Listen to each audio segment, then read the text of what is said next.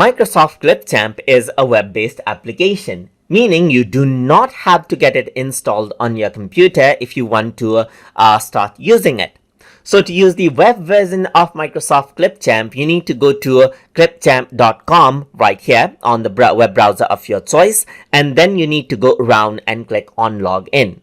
If you have not created a Microsoft account yet, you can also create an account right here. So you can go around, create an account, and then use your email, continue with a Google account, or continue with your Microsoft account as well. But in my case, I already have an account, so I'm just going to go around and click on sign in. So once I do that, I'm going to continue with Microsoft personal account right here. And once I click on it, you can see that I have my Microsoft account right here. If I were to go around and click right here, I get signed in into Microsoft Clipchamp.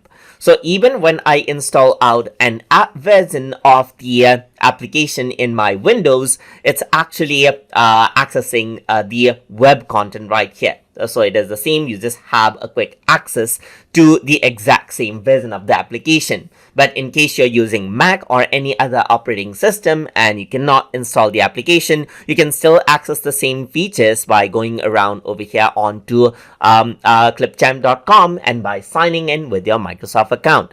If I were to go around over here, you'll be able to see the contents that I actually worked on with inside of Microsoft Clipchamp by using my desktop app as well. And you even have an option to install the desktop app by clicking on this option over here, as you can see.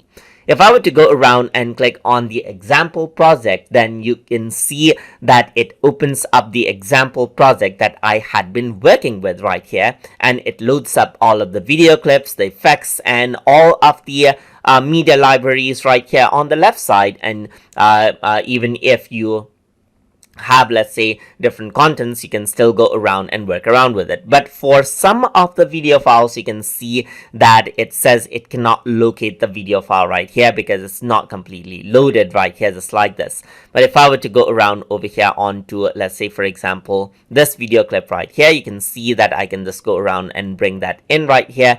And then that is the video clip right here. So for this video clip, you can see that this video file cannot be located because it's actually from my computer right here and it's loading right here. Let me just go around and then select this video clip right here. You can locate the folder and then access out your file over here just like this as well, or you can simply go around and delete out the content. So I'm just going to go around and then delete out the content right here, and you can see that you still have access to the other video clips right here. So just like this, you have access to these video clips, and just like with the desktop version, actually they are the same version. You can work around with the video editing directly from your web browser without having to install any applications.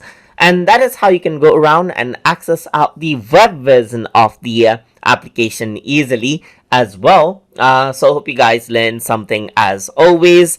And as always, please like, comment, share, and subscribe.